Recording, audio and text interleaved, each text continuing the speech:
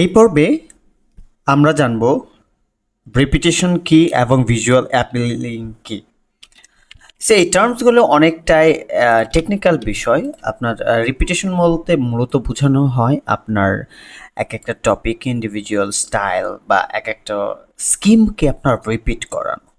এবং visual appealing এর যে বিষয়টা, সেটা হচ্ছে ভিজুয়ালি যেন অত্যন্ত সুন্দর এবং মধুর্যপূর্ণ হয়, সে বিষয়টাকে বোঝানো হয়।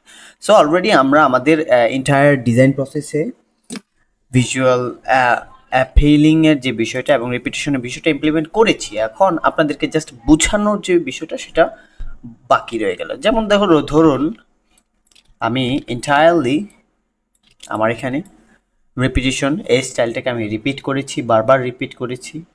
লাইক আমি যদি এখন আমার ওয়ার্ক স্পেসটা চেঞ্জ করি, তখন আপনি দেখতে বা বুঝতে সুবিধা হবে।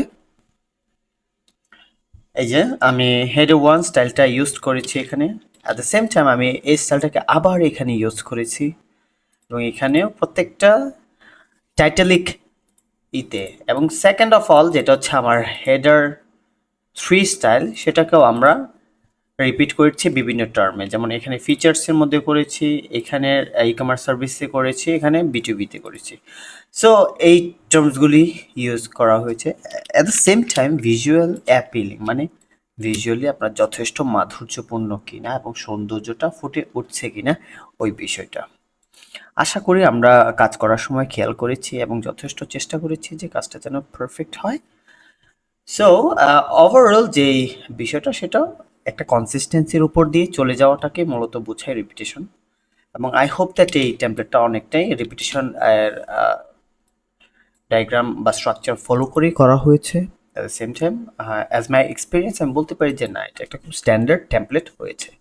সো লেটস সে আমরা এখন এটাকে সেভ দিয়ে দিলাম, এবং ফাইনালি আমাদের এন্টায়ার প্রজেক্টটাকে আমরা এক্সপোর্ট করে দেখতে পারি যে আসলে আদৌ কি হয়েছে কিনা।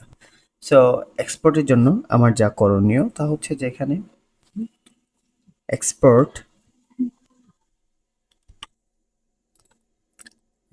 প্যানেলে দেন আমরা ব্লুপ্রিন্টের এখানে আমাদের পিডিএফটাকে, যেটা আমরা প্রিন্টেবল পিডিএফ করতে চাই, তখন আমরা পিডিএফ হিসেবে এক্সপোর্ট দিব।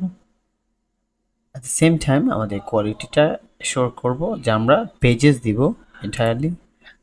তারপর রেজুলেশন 1200 ঠিক আছে, output compression and all good. So আমরা ফাইনালি আমাদের আউটপুটটাকে পিডিএফ হিসেবে এক্সিকিউট করতে পারছি।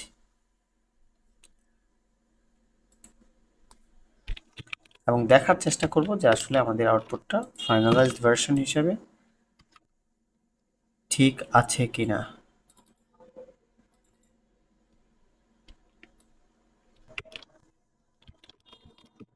এন্টায়ারলি আমাদের প্রজেক্টটা দেখার এখানে একটা রিভিউ করতে পারবো। হ্যাঁ, ব্লিড মার্ক, আমাদের কাটিং মার্কটা অবভিয়াসলি আছে, অবশ্য থাকা ভালো। দেন আমাদের প্রত্যেকটা লেআউটটাকে খুব স্ট্যান্ডার্ডাইজড করার চেষ্টা করেছি, এবং এটাকে যখন আমরা মক আপ প্রিভিউ করবো, অবভিয়াসলি অনেক সৌন্দর্য ফুটে উঠবে।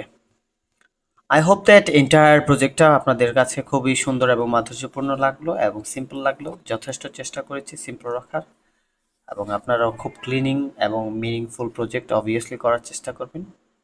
আই হোপ দ্যাট এই প্রজেক্টটা আপনাদের হোমওয়ার্ক হিসেবেও খুব ভালো একটা উদ্যোগ নেবে। Thank you.